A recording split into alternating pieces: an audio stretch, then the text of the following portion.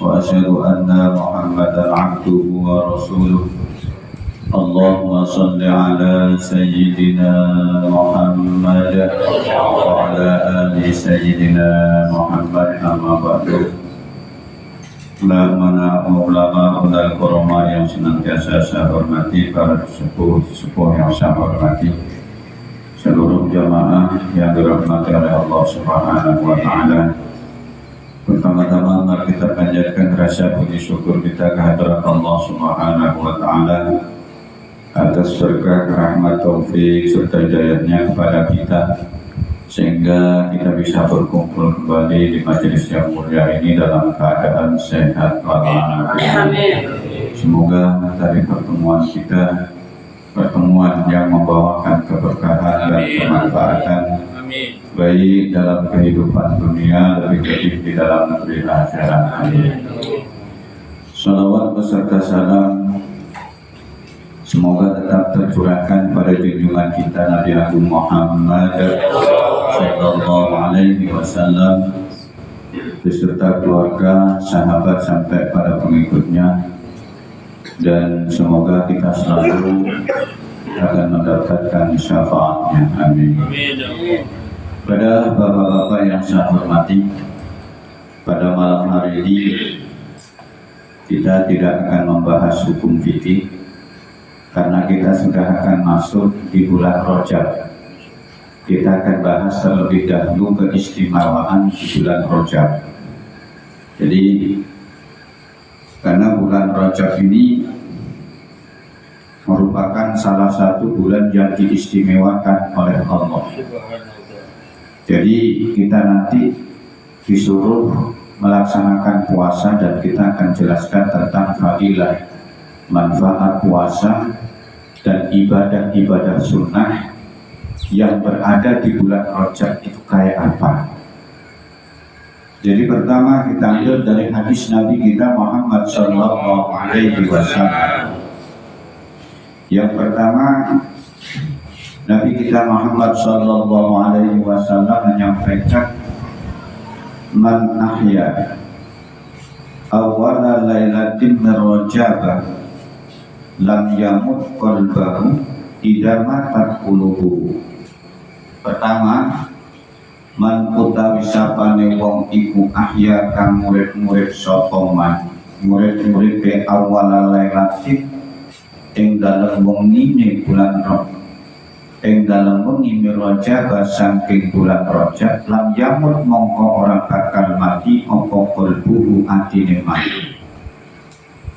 Ida mata ing dalem nalikane mati apa al-qulubu atine wong saking iman. Pertama, insyaallah kita ini masuk di bulan Rajab nanti itu kita baru tahu baru.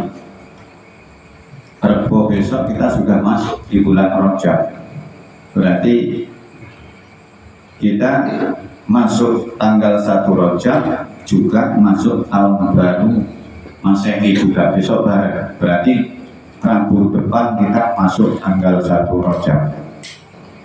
Nah, kita bahas yang pertama kata Nabi kita Muhammad sallallahu alaihi wasallam. Ini hadis ini sahih betul.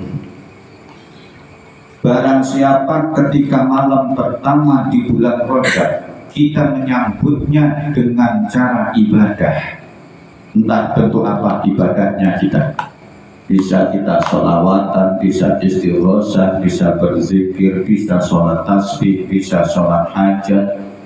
Yang penting masuk malam pertama di bulan Rajab, orang itu menyambutnya dengan cara ibadah imanan wahtisaban, dengan cara iman dan mencari ridha Allah, maka sampai yaumul qiyamah orang tersebut imannya tidak akan dimatikan oleh Allah.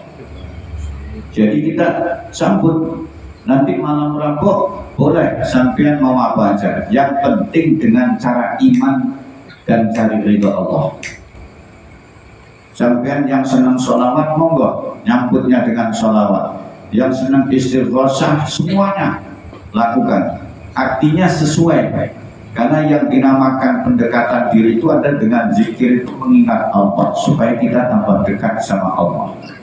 Nah, ketika nanti kita malam pertama menyambutnya, kata Rasul, orang itu sampai kapanpun imannya tidak akan dimatikan oleh Allah. Nyambut kita berarti dengan cara maghrib.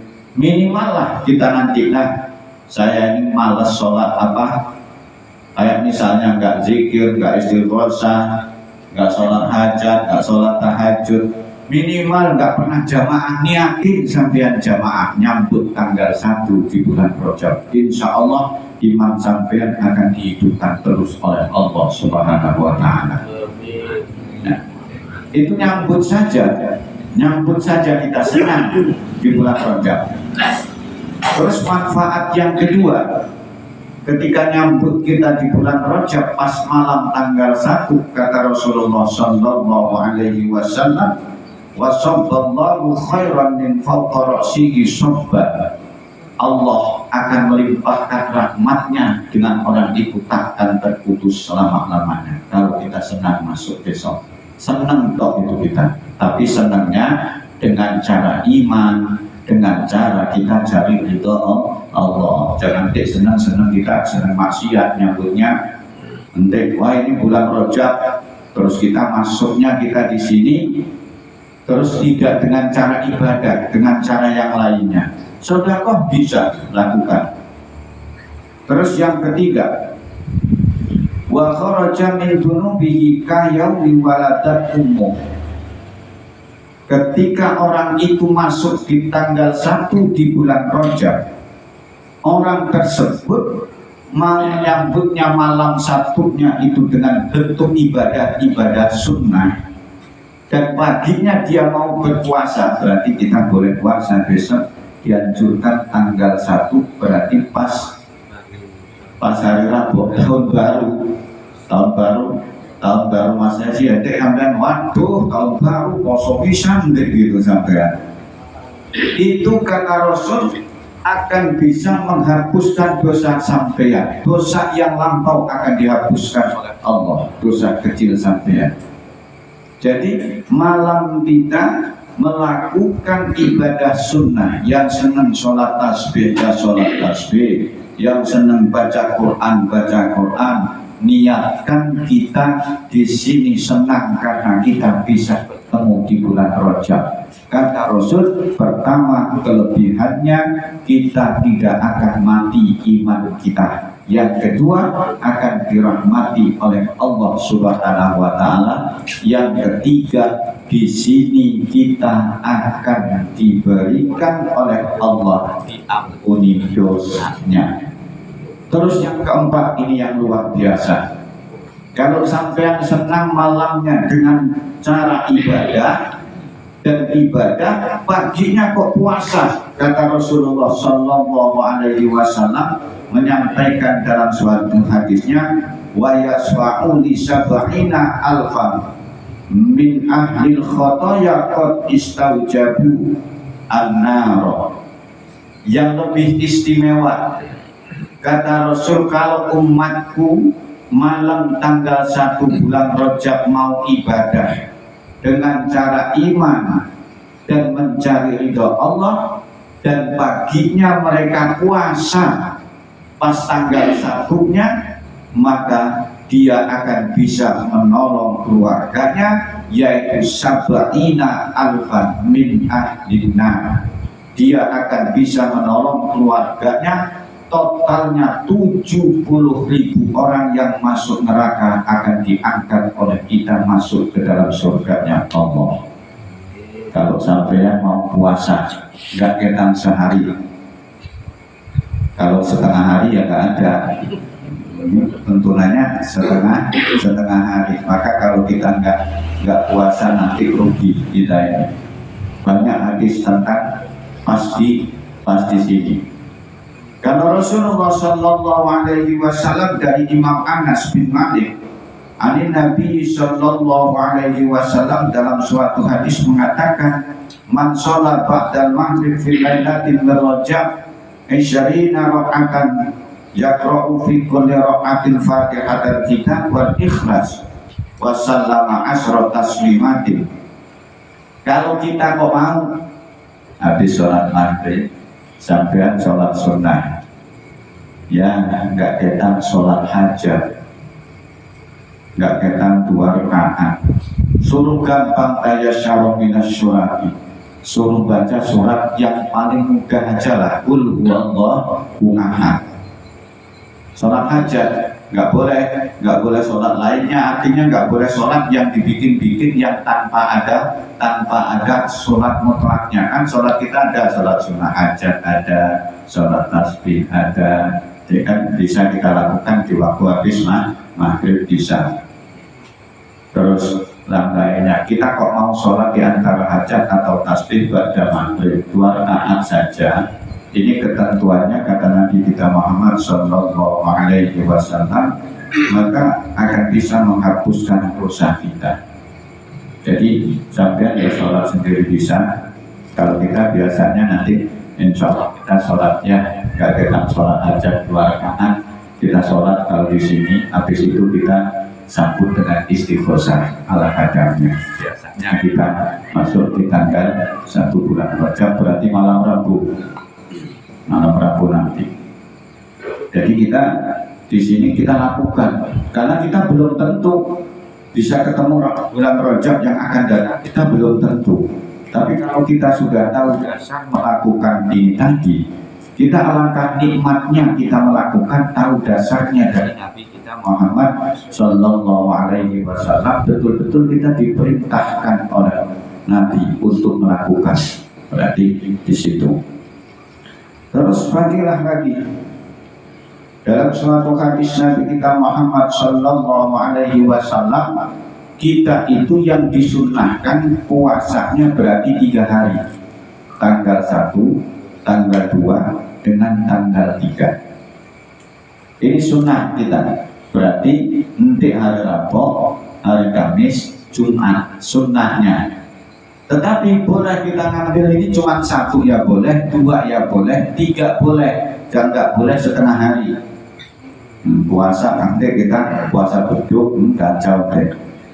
Jadi nggak boleh. Pokok boleh, nggak ketang 3 hari kita suruh puasa sehari, nggak ketang 3 hari itu kita ambil 1 boleh, 2 boleh, 3 boleh. Cuman yang di sini disunahkan betul kata Nabi itu adalah di sini kita suruh puasa 3 hari, itu yang disunahkan muakkadnya.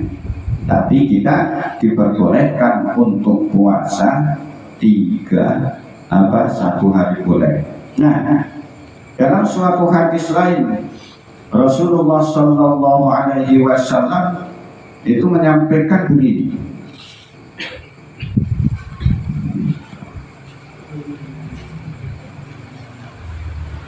Dalam hadis lain begini, kenapa kita kok dituntut untuk puasa? Begini, di hadis lain, qala Nabi Sallallahu Alaihi Wasallam, in aradtum lamun ngarepake sira kabeh arihatan ing kepenak, bahasa kita, watal mauti pada saat menghadapi kematian, minat aksi jauh dari kita kehausan. Kata Rasulullah, kharaja dan keluarnya nyawa minal imani bersama dengan iman. Ini kalau kalian kepengen mati itu nanti, karena setiap kata Nabi kullu nasin indan mauti jihaun aksun, setiap manusia ketika mau menghadapi kematian itu semuanya akan merasakan kehausan yang luar biasa. Siapapun, illal anbiya, kecuali para nabinya Allah. Kalau kayak kita ini semuanya tetap nanti menghadapi kematian, kita semuanya ketika mau mati haus kita luar biasa. Makanya ketika dalam posisi kita kehausan inilah kadang kita ini lepas. Karena kalau kita lapar ini Pak bisa nahan kita, tapi kalau kita haus kita nggak bisa nahan. Pada saat lihat sampean kalau pernah melihat orang yang mau sakaratul maut yang disebut dengan nazak positif semua, kebanyakan dia itu ngongsorong, bahasanya keluar. Itu nahan hausnya luar biasa. Kata Nabi, walau saribal ma'al bahro, andaikan orang yang mau menghadapi kematian itu dikasih minum air yang sebanyak di lautan, walaupun sampai kering lautan itu, maka tidak akan bisa menghilangkan haus kita ketika saat mau kita mati. Illal anbiya, yang tidak akan merasakan kehausan cuma para nabinya Allah. Tetapi kata Rasulullah Sallallahu Alaihi Wasallam, kalau umatku mau saja puasa 1 hari, 3 hari sampai, maka Allah akan menghilangkan kita ketika nanti mau sakaratul maut, dijauhkan dari sifat kehausan. Jadi kita ini nanti semuanya, kalau mati kita nanti akan haus semuanya. Begitu haus, kita nggak mikirin kalimat Allah. Karena apa? Kita dididik cuma dari sini Allah, Allah, tapi haus kita luar biasa. Maka kadang ketika haus kita di sini lupa dengan kalimat Allah, Allah mencabutnya. Maka di sini bisa juga kita karena haus yang begitu parah, kita nggak memikirkan kalimat Allah, timbul kita di sini tambah memikirkan haus, akhirnya keluar nyawa yang ditakutkan tanpa membawa iman. Maka kata Rasul, kita disuruh puasa walau toh cuma 1 hari, ibaratnya di bulan Rajab besok ini. Lakukan, keluarga kita mau ngambil tanggal 1 boleh, ambil tanggal 2 boleh, tanggal 3 boleh. Minimal dalam keluarga kita nggak kenal 1 orang harus ada yang puasa di bulan Rajab besok. Berarti Rabu besok.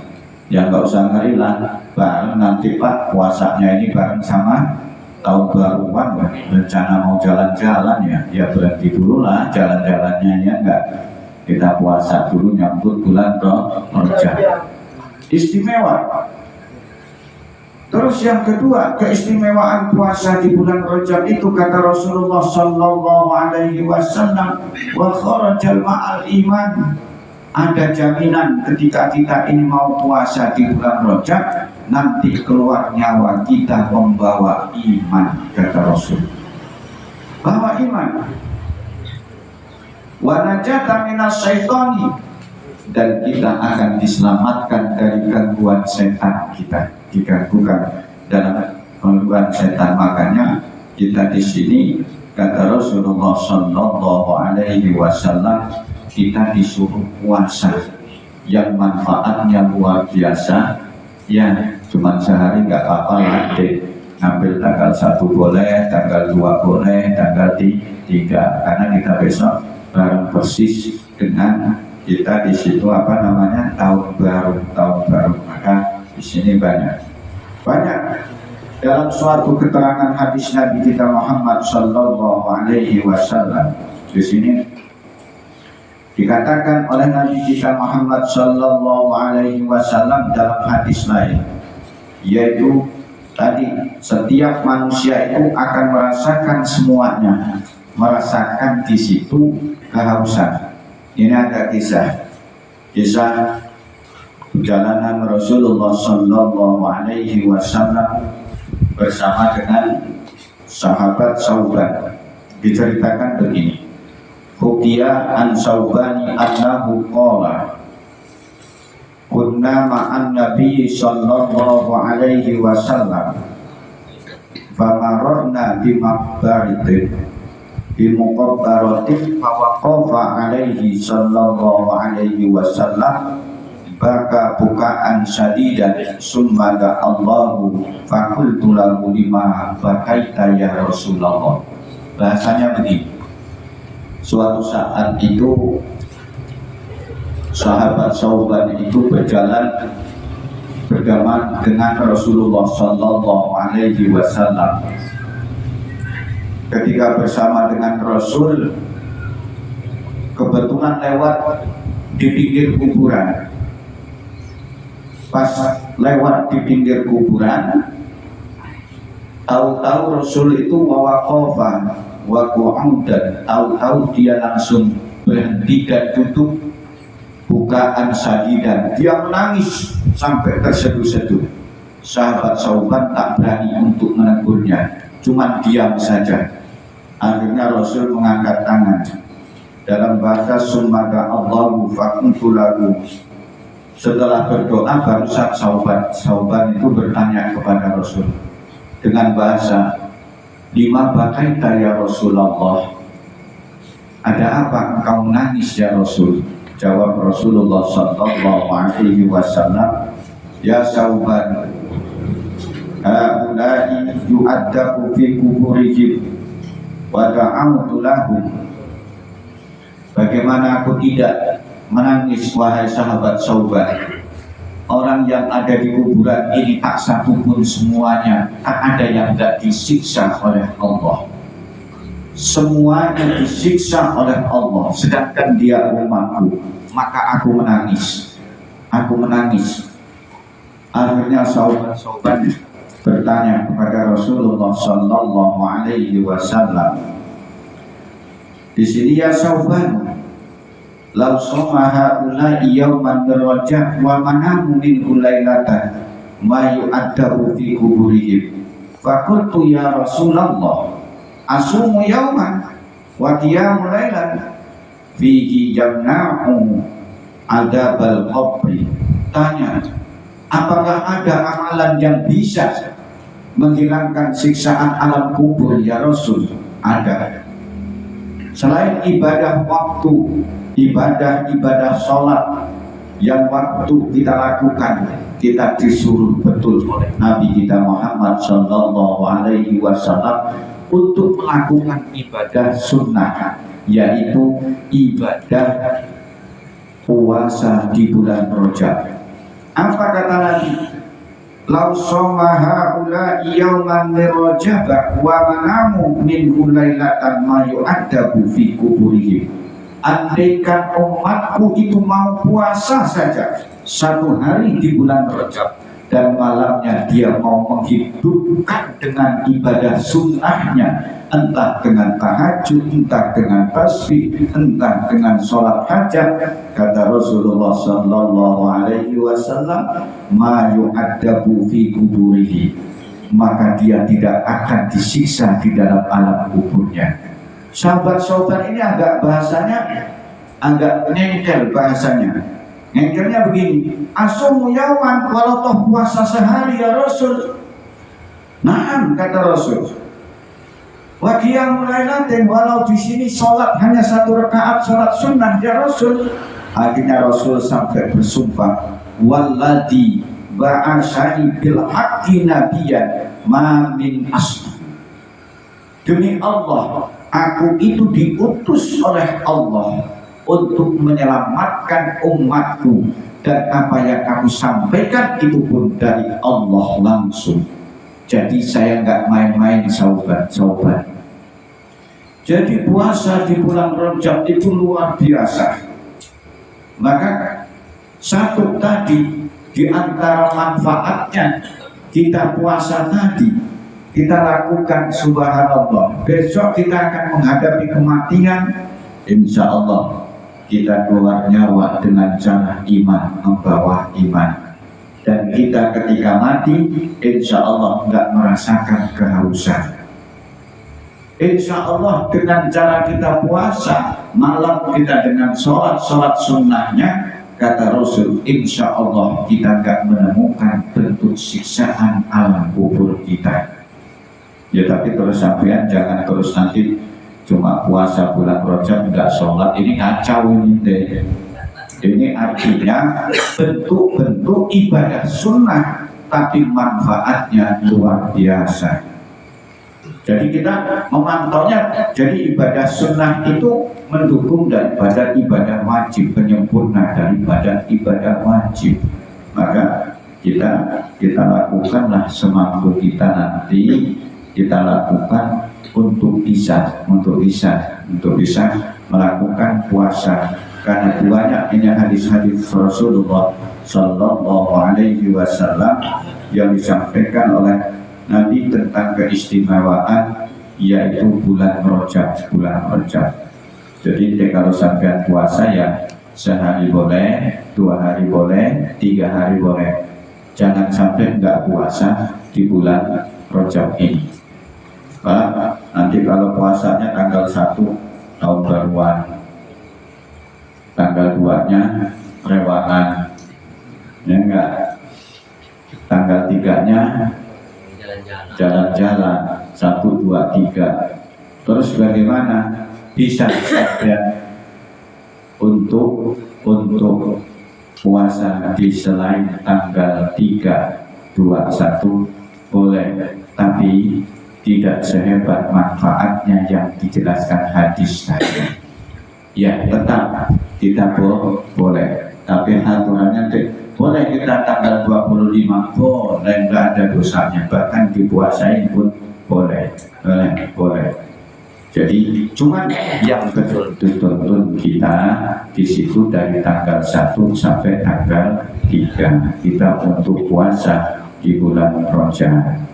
Nah maka ya terus bagaimana masuk kita ke fikih sedikit.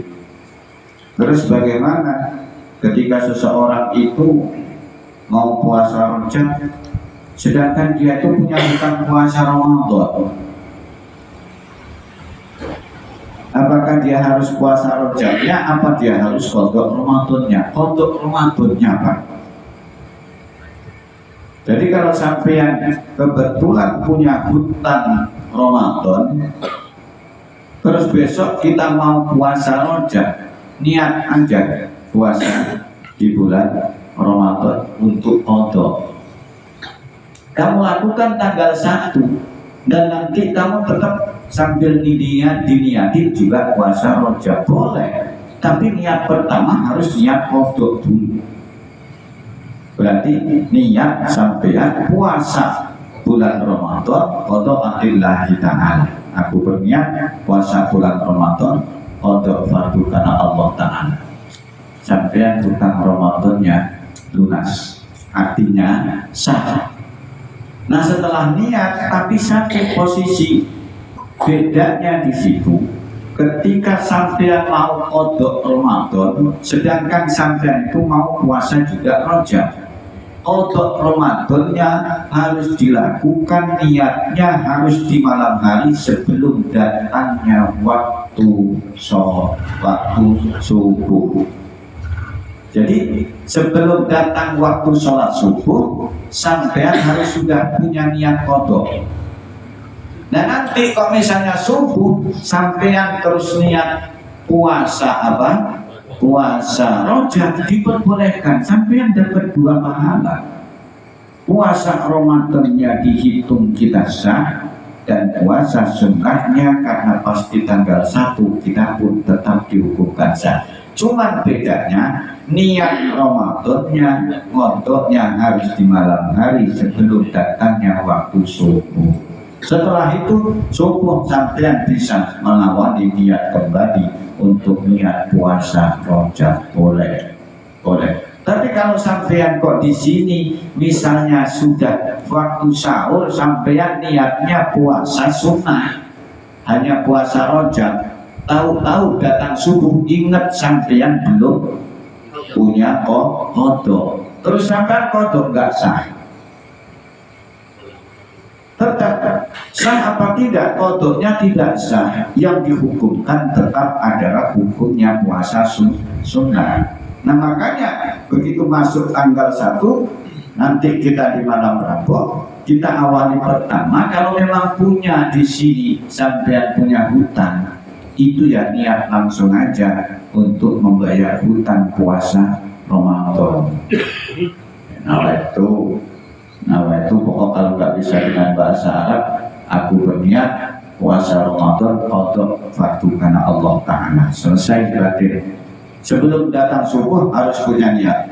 Sahur kita udah punya niat. Subuh ingat tanggal 1 ini di bulan Rajab. Sekalian aku berniat puasa nawaitu safar Rajab sunnatan lillahi ta'ala. Aku berniat puasa Rajab sunnah karena Allah Ta'ala. Diperbolehkan kita.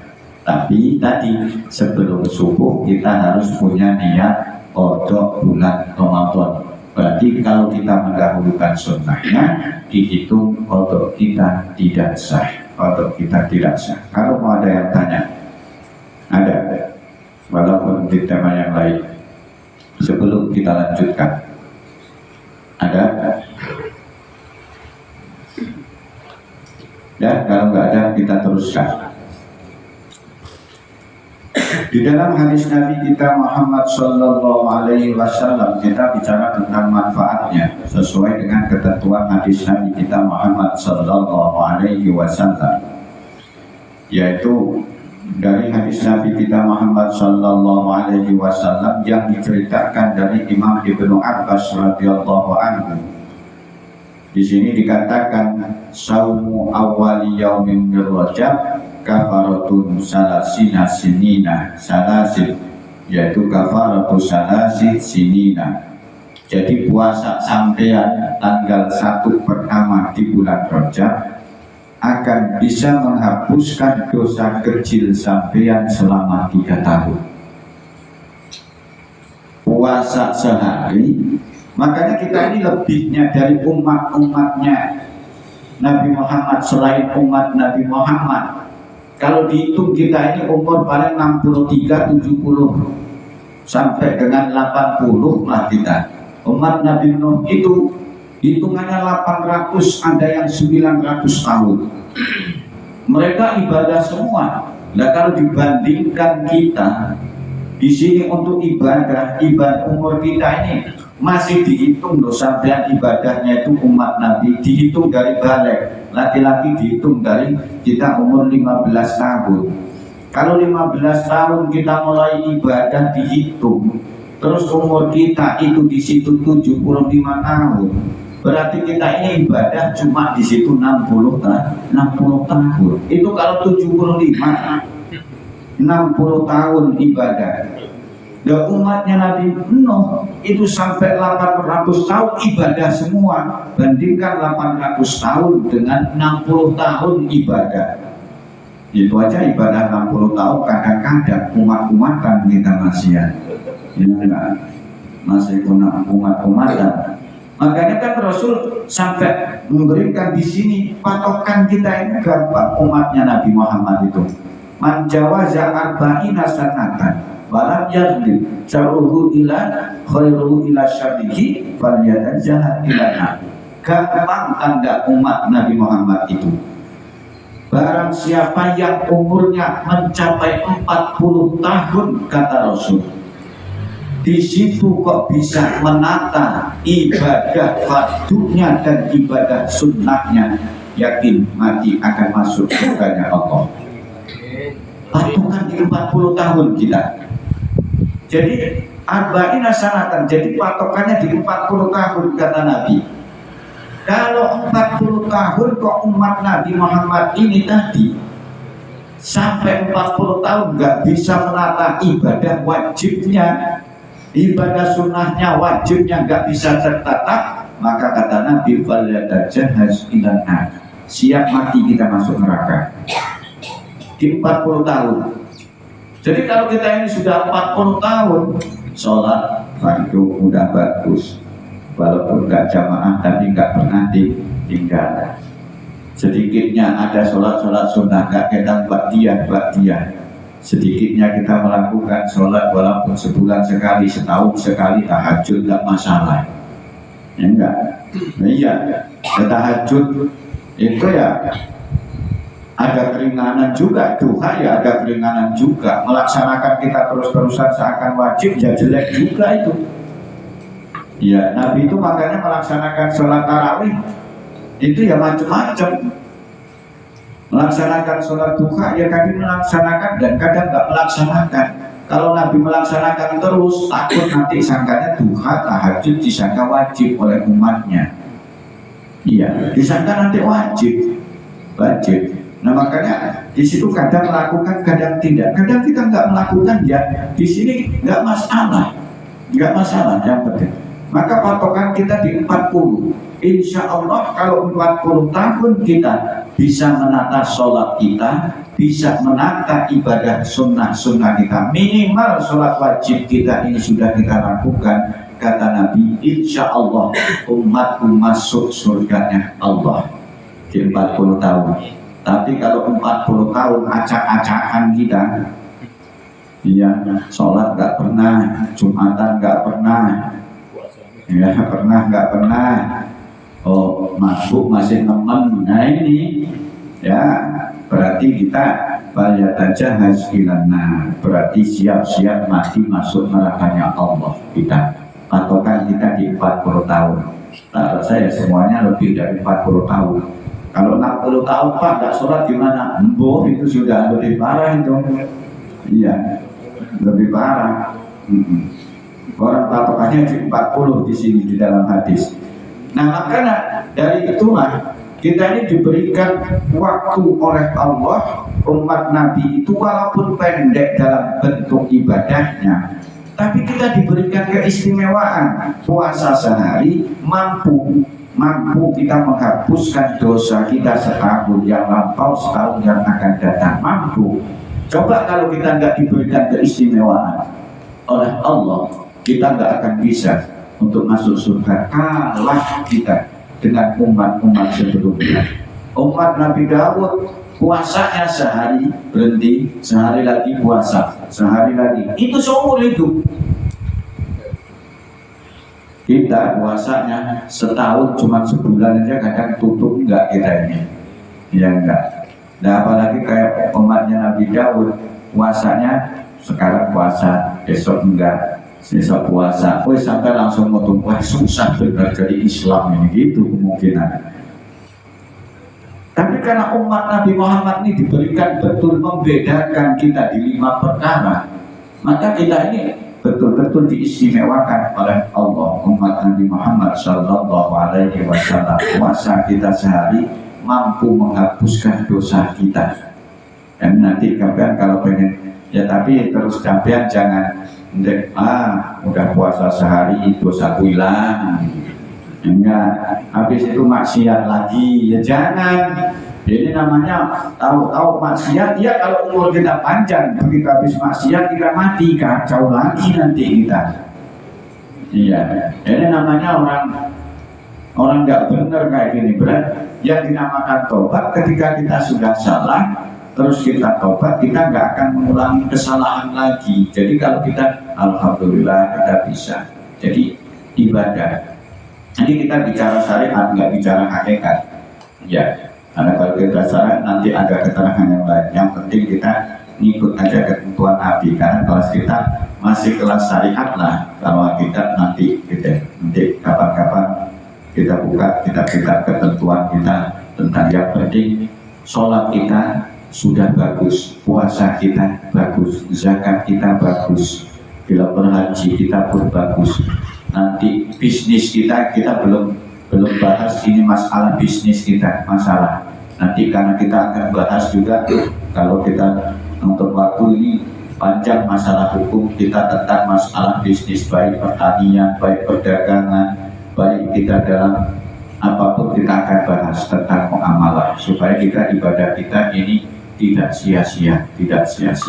Tuh, jadi kalau kita mau puasa sehari, di situ kata Rasulullah Sallallahu Alaihi Wasallam, pas hari pertama mampu menghapuskan dosa kita selama 3 tahun. Kalau kita puasa 2 hari, kata Rasul, yang kedua harinya kata Rasulullah Sallallahu Alaihi Wasallam mampu menghapuskan dosa yaitu 2 tahun. Kalau kita ngambil yang ketiga hari, kata Rasul mampu menghapuskan dosa 1 tahun. Sampai tinggal pilih. Ya, mau pilih yang ketiga lah saya, ya menghapuskan dosa 1 tahun. Yang kedua menghapuskan 2 tahun. Yang pertama istimewa menghapuskan dosa selama 3 tahun. Ya, kalau ada yang mau tanya lagi sebelum kita lanjutkan tentang pembahasan ini, karena banyak juga ada.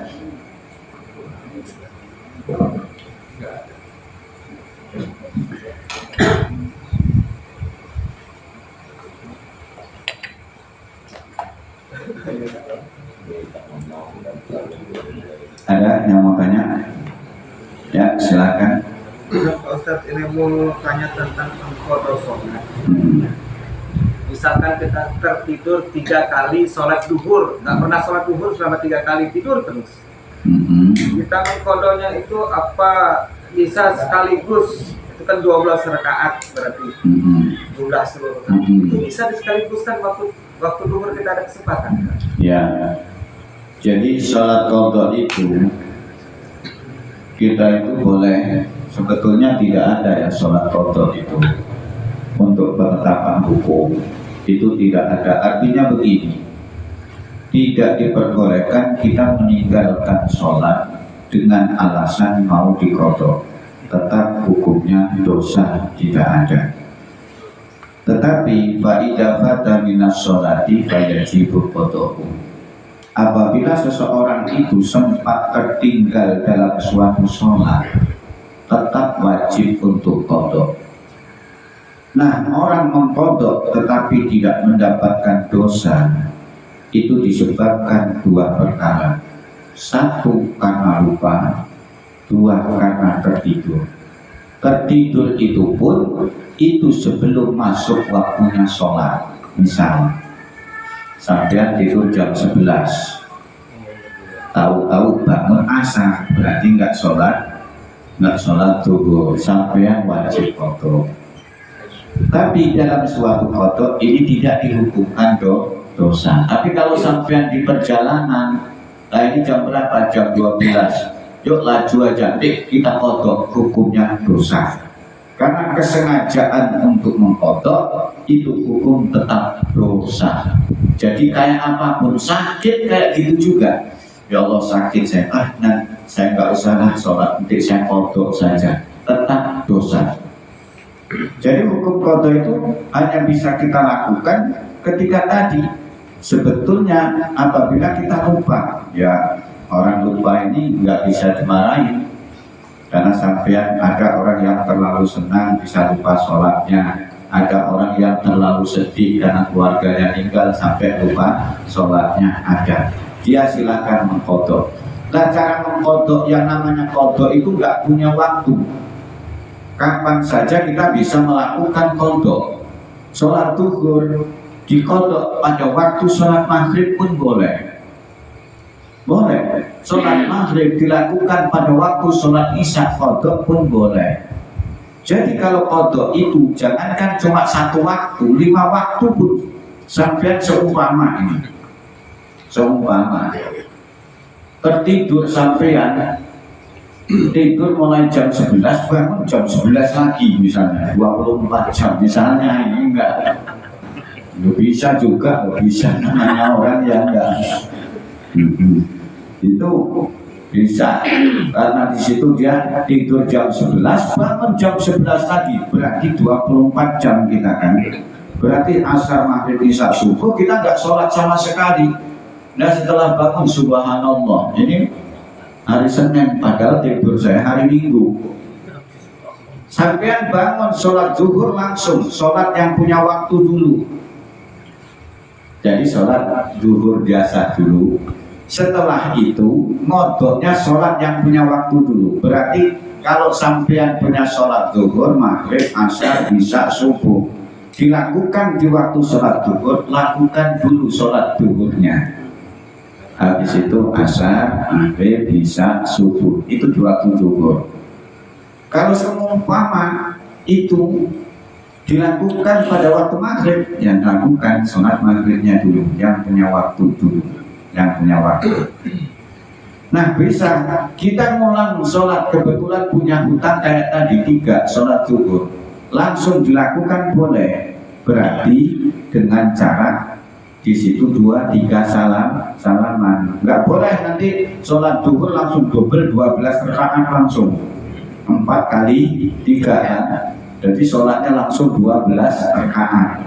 Walunasin enggak, ya usolli fardhu dhuhri qada adillahi ta'ala. Allahu akbar.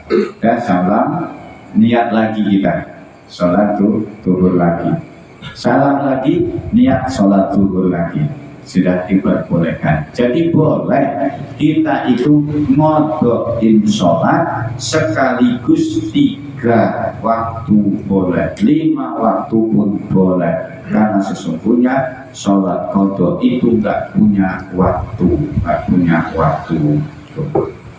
Dan ada lagi, silakan. Jadi nggak punya waktu sholat itu. Puasa pun kayak gitu, puasa qadha nggak punya waktu. Itu kalau sampai ngodoinya pas puasa lagi, dosa lagi itu. Tapi kalau buat sholat tuh, dan ada lagi. Jadi kalau kita punya ya cepat dibayar, karena sholat itu ya tetap. Jangan nanti kan begini, banyak orang itu istilah begini, ini salah hukum. Karena banyak orang itu mengandalkan begini, sholat ketika saya sakit, terus saya sudah ngomong deh, saya itu punya hutang sholat sekian, nanti kalau saya mati tolong dibayar. Ini sebetulnya kaidah yang salah, karena fardu ain itu sebetulnya harus tetap dilakukan oleh seseorang. Ya, tetap seseorang. Jadi jangan kita kok nanti saya ini sakit, nggak bisa. Jadi sholat itu kita mewakilkan nggak bisa. Kita sakit, ya udahlah sholatnya kamu double, yang satu buat saya.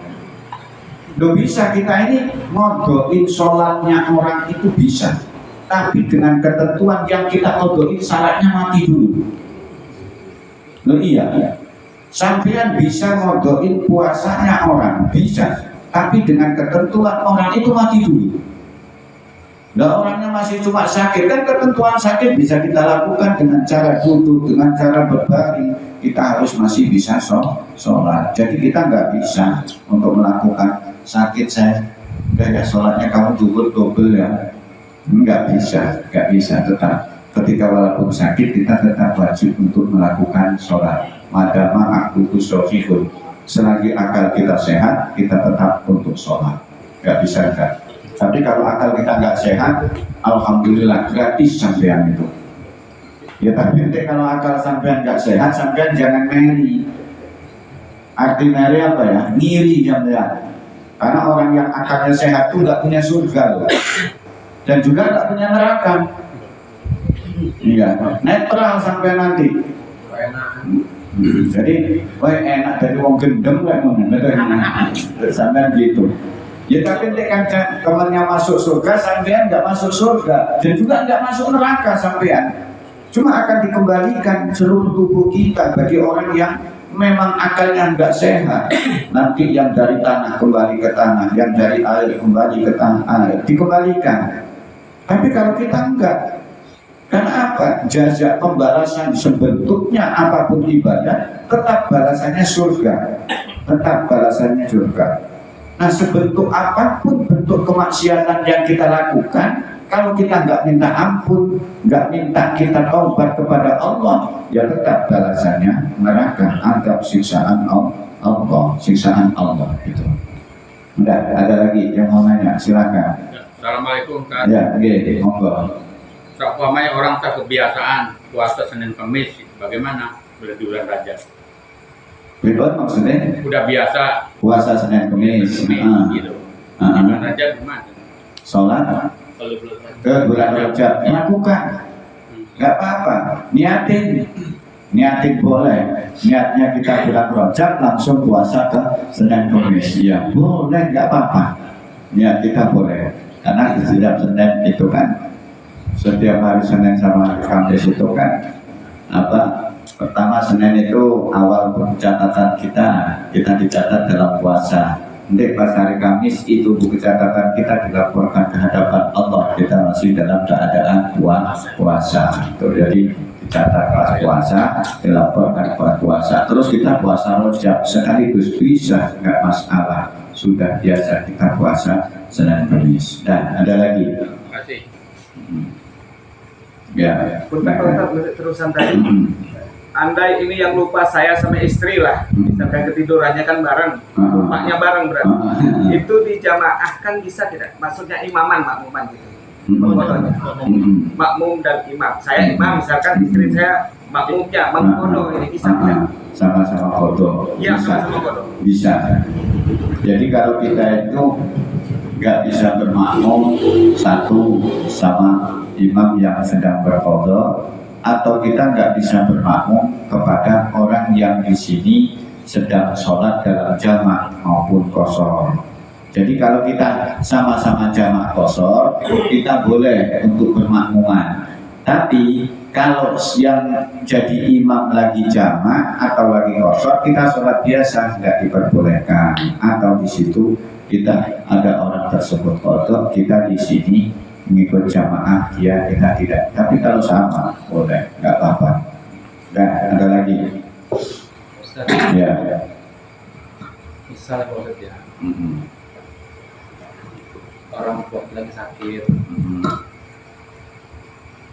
kan itu posisinya nggak sholat, terus misalkan nggak ada umur, otomatis kan kita nggak tahu tuh Ustaz, orang tua itu entah berapa rakaat, entah berapa hari, entah berapa menit, entah berapa bulan yang nggak sholat. Cara kita mengkodok untuk orang tua sholat itu gimana Ustaz? Jadi kita itu kebetulan orang tua kita ninggalin sholat karena kebetulan sakit. Di sini bagaimana kita cara untuk mengkodoknya?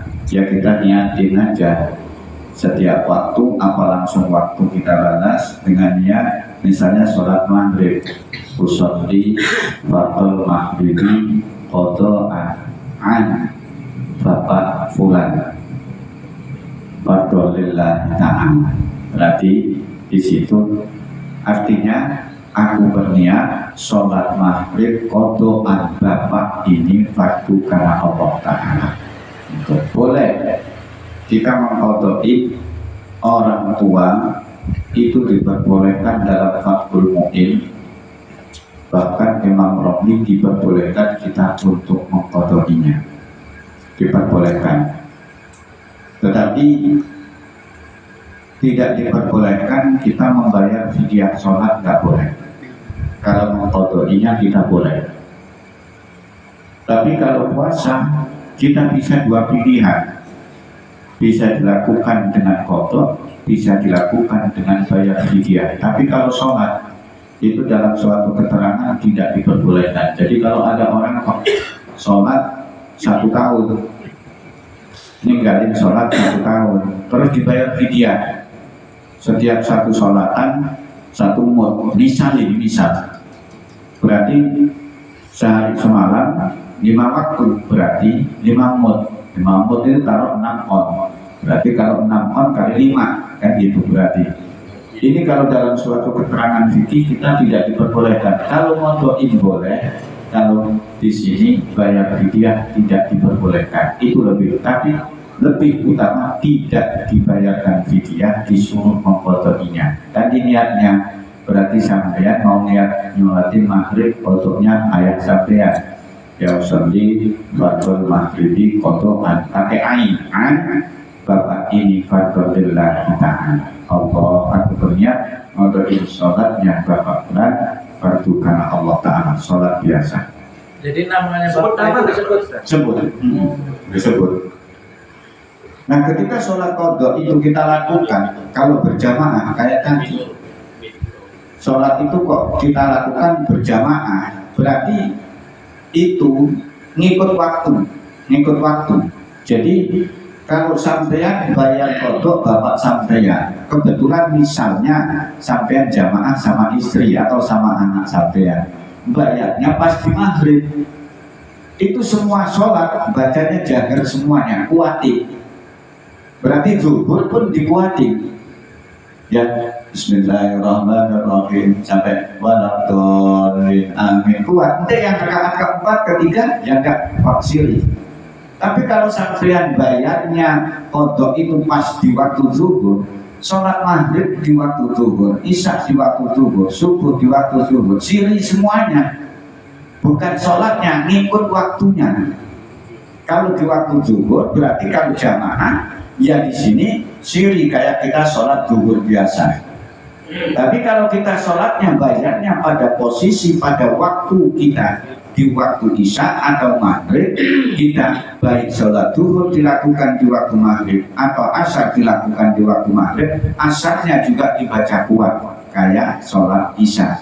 Karena ngikut pada waktu bukan ngikut pada sholatnya. Waktu kuat berarti pada waktu maghrib, isya dan subuh. Waktu syir'i pelan, waktu asar dan waktu sholat zuhur. Dah itu. Jadi bisa dilakukan. Jadi usolli fardhu maghribi qada'an an siapa aku berniat untuk sholat bapak ini fardu karena Allah Ta'ala sebutkan an siapa.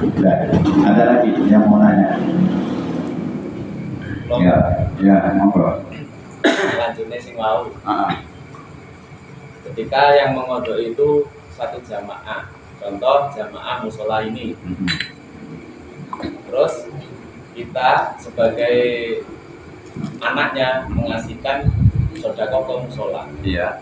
Jadi minta tolong untuk dikodokin jamaah. Kita pakai ujroh ongkos. Bisa. Jadi ada seseorang minta bantuan, makanya kita boleh kok, kita itu yang punya jamaah yasid itu luar biasa sebetulnya. Andai saja ada jamaah kita itu ya, ada jamaah kita yang meninggal, dia punya utang, ngomong aja nggak masalah. Iya, oh bapak saya, ini saya itu sempat ninggalin 1 bulan nggak sholat. Loh, jamaah kita ada 30 misalnya, langsung sholat di tempat itu, misalnya sholat duhur, berarti duhurnya lunas langsung, kan 30 orang, berarti lunas. Terus langsung sholat asar, langsung juga lunas, besok Jumat ganti lagi, boleh, nggak apa-apa. Terus seumpama ada orang minta bantuan sama kita untuk mengqadainya dan orang itu memberikan ujroh atau ongkos sama kita, ngasih uang taruhlah buat sedekah dimasukkan, apakah boleh? Boleh, nggak apa-apa. Jadi kalau kita kodok itu, bahkan kodok sholat itu aja, orang kita minta bantuan sama orang aja boleh, kita itu boleh. Dengan ketentuan yang penting wujudnya kita ada keikhlasan.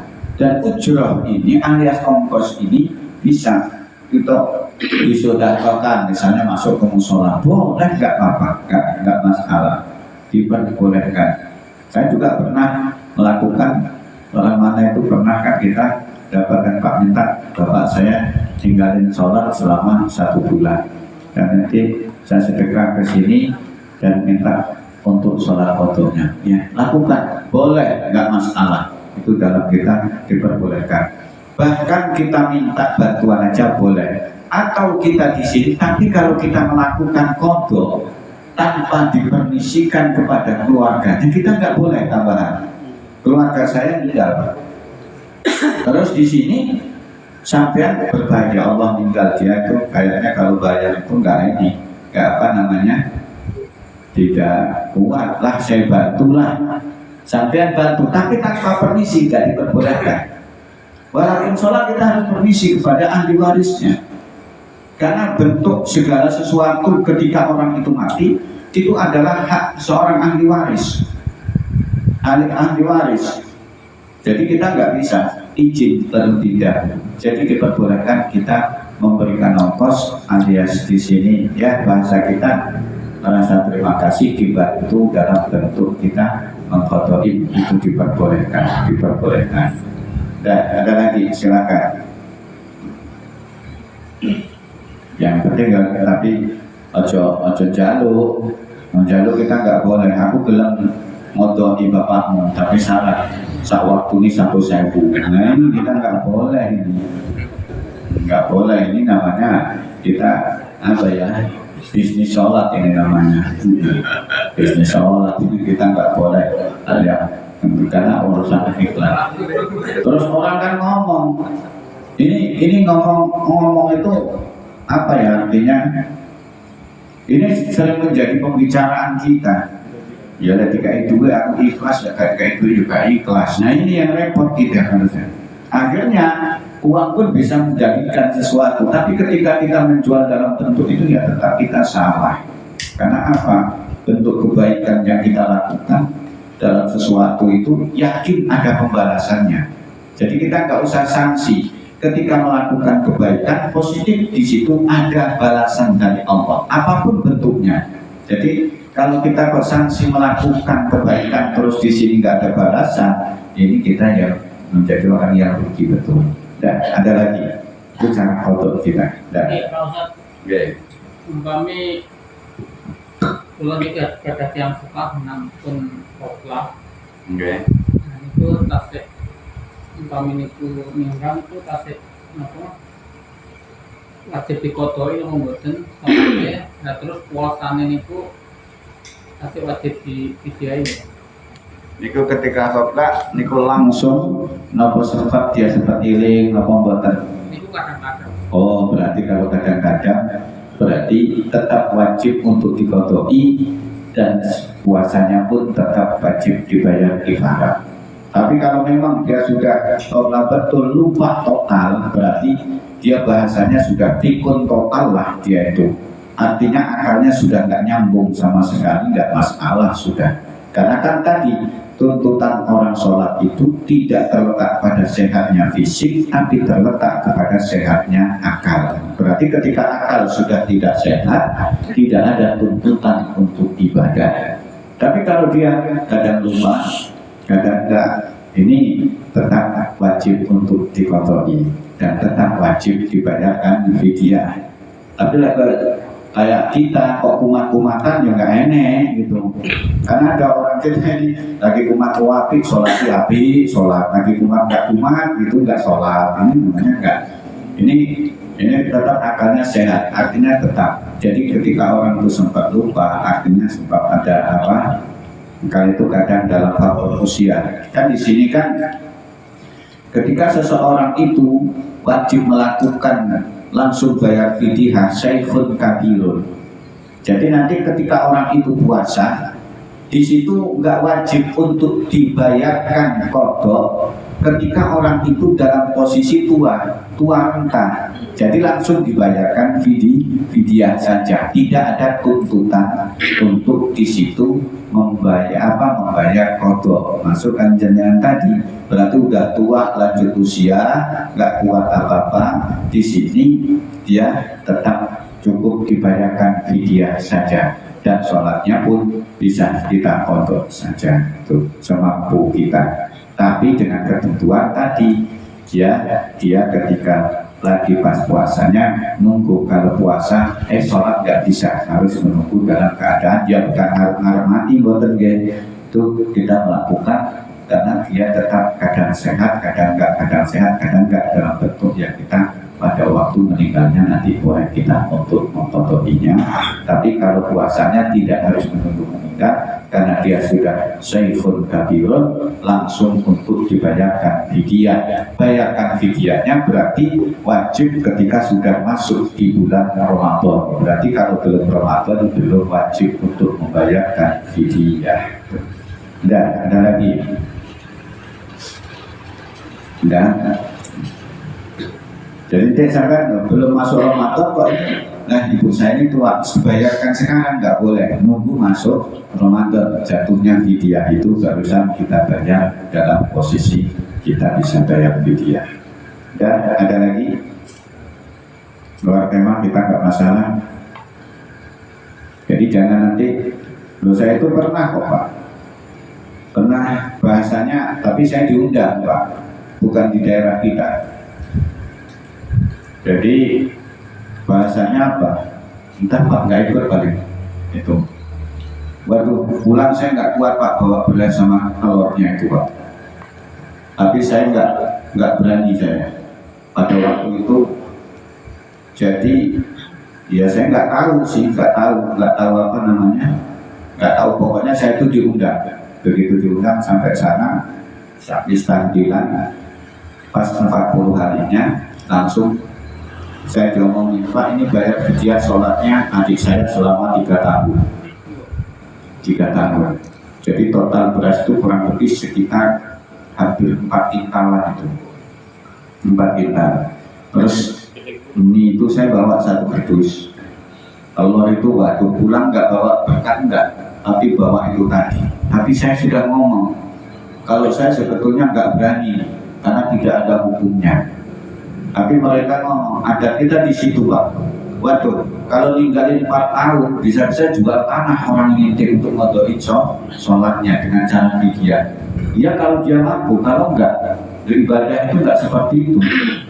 Ya enak kalau kita misalnya kayak gitu bisa ditebus dengan fidyah, nggak usah sholat aja kita sekarang nabung, ya enggak?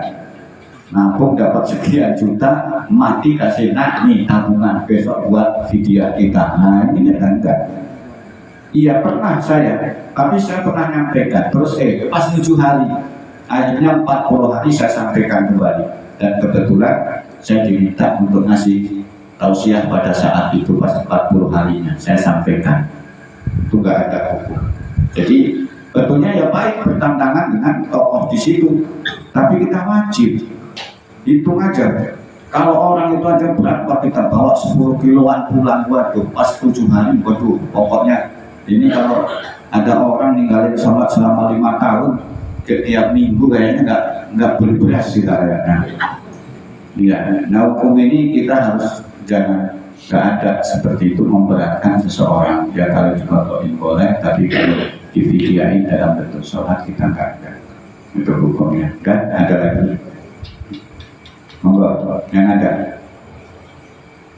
Tapi kalau puasa boleh sampai, tapi ya puasanya tetap kalau sudah Ramadan puasa, tapi kita nggak boleh terus nanti 1 tahun 2 tahun cuma 18 kilo misalnya fidyahnya, berarti saya langsung foto aja sekalian bapak saya 2 tahun, padahal belum nyampe 2 tahun yang akan datang gitu.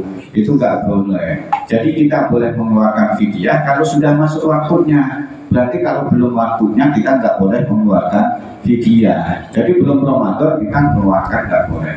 Jadi kalau sholat kita kayak tadi cukup dikodoinya sebutin nama nawaitu atau usolli fardhon maghribi kodoan bapak siapa fardhon lillahi ta'ala. Kalau jamaah ya kita makmum, kalau imam ya kita imam.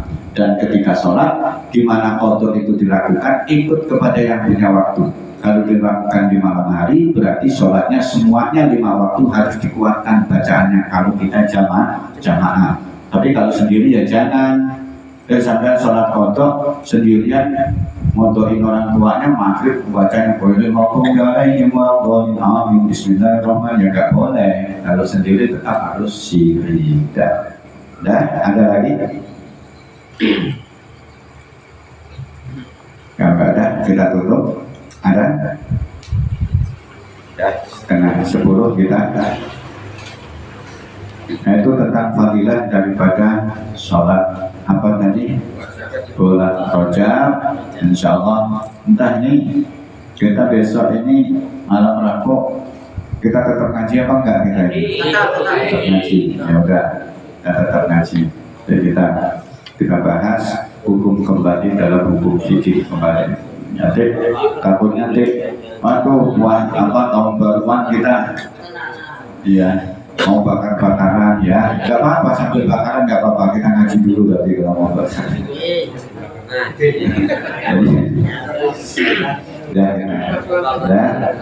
Mungkin itu saja kalau nggak ada yang tanya. Ada lagi? Kita sudah jam 9:10. Sebetulnya mau jadi hubungan ngajeng kan pas tanggal sendiri itu kan jamaah nopo, artinya bukan buka kita kan istighosah nopo sih gitu. Istighosah Gimana? Masya Allah aja kita. Ada yang meminta walaupun kita nggak buka kita malam besok kita mau istighosah apa ibaratnya yasinan apa kita mau istighosah apa ngaji bahasanya gitu kita yang latihan maghrib apa sampai isya gitu ya nggak apa-apa. Berarti kalau kita habis maghrib istighosah nanti isyanya kita libur gitu kan, apa mau nasi bungkus sisa acara waktu maghrib waktunya pendek kalian tahun baruan berisa. ya kalau kita mau melakukan istighosah ya kita baca isya aja. Kalau enggak ya kita, yang penting gini aja lah, nanti kita atur aja, nanti kita pokoknya ngaji itu aja ya. Ngaji apakah nanti habis isya kita harus istighosah apa kita mau ngaji itu tergantung sama bapak-bapaknya. Yang penting malam Rabu kita nggak libur gitu aja. Harus langsung. Jadi kalau istighosah ya nggak apa-apa loh, kita istighosah ya habis isya nggak usah lama-lama kan. Kalau istighosah nggak usah sampai 1,5 jam. Biasanya kalau kayak gini kan 1,5 jam ngaji nggak terasa, tapi kalau istighosah 1,5 jam aduh boyoan begini. Ya, gimana? Kita tetap ngaji aja? Ya, tetap ngaji pada isya. Apakah dia mau istighosah atau kita ngaji? Nanti kita atur. Rabu akan datang. Udah, ada lagi? Wah,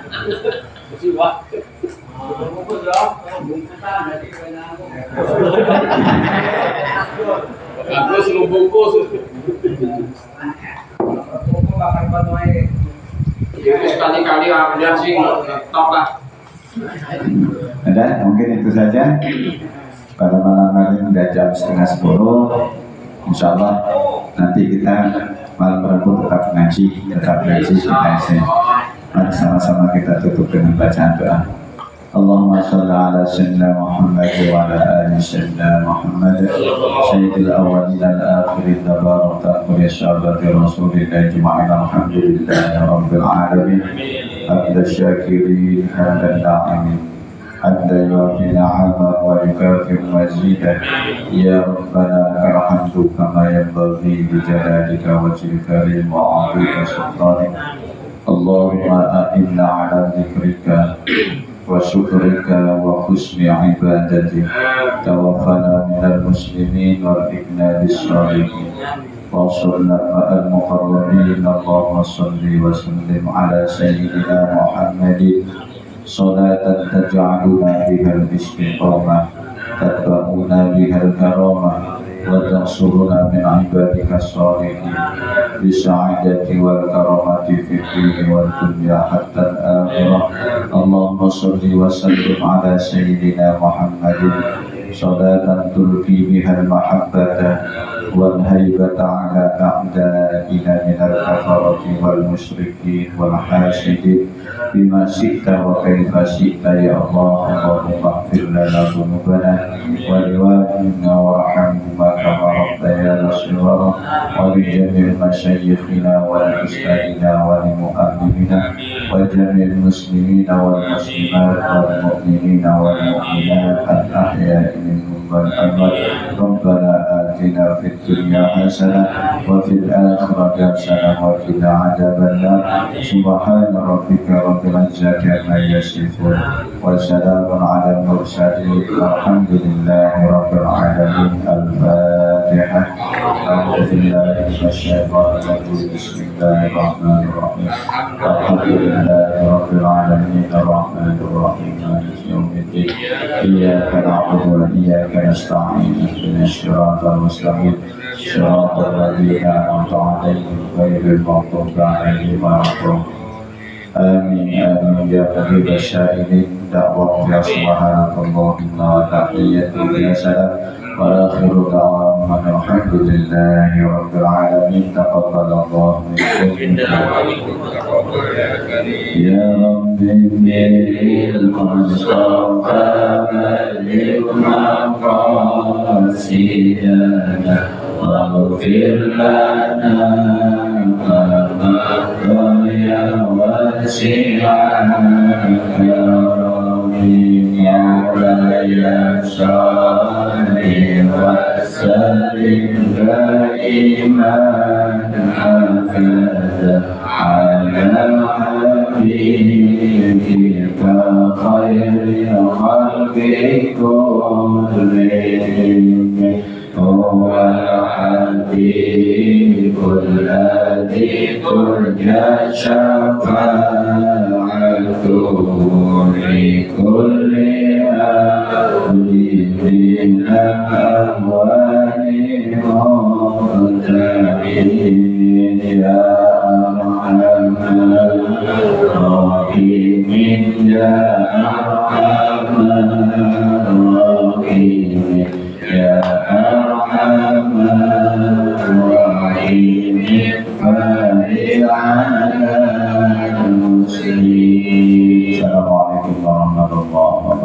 Waalaikumsalam warahmatullahi wabarakatuh.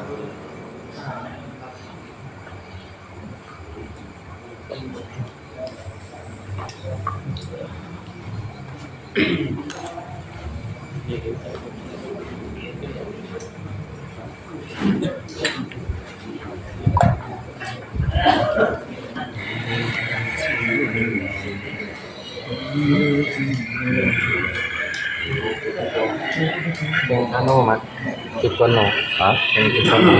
Mat yang berapa